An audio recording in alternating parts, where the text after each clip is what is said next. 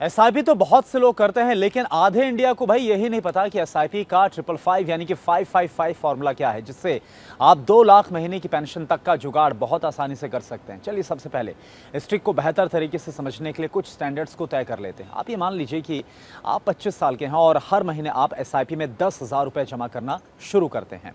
अब साथ ही रिटायरमेंट तक अपने निवेश पर औसतन 12% का रिटर्न आप मान लें। ये रिटर्न हम मिनिमम बता रहे हैं, ये 15 से 20% तक भी हो सकता है। अगर ऐसा होता है तो रिटर्न और ज्यादा बढ़ जाएगा, क्योंकि मार्केट में रिटर्न कई बार ऊपर नीचे होता रहता है। इसलिए आप 12 से 15 का जो औसत है वो लेकर आप बहुत आराम से चल सकते हैं। अब ये ध्यान रहे कि अगर ये 1% कम भी होता है तब भी आप बहुत ही आराम से 2 लाख महीने का जुगाड़ सेट कर पाएंगे। अब चलिए 555 एसआईपी का फॉर्मूला क्या है ये आप समझ लीजिए। 555 फॉर्मूले में पहले 5 का मतलब है कि 5 साल पहले रिटायर हो जाना। दूसरे 5 का मतलब है कि इसके लिए आपको हर साल अपनी एसआईपी में 5% का इजाफा करना होगा।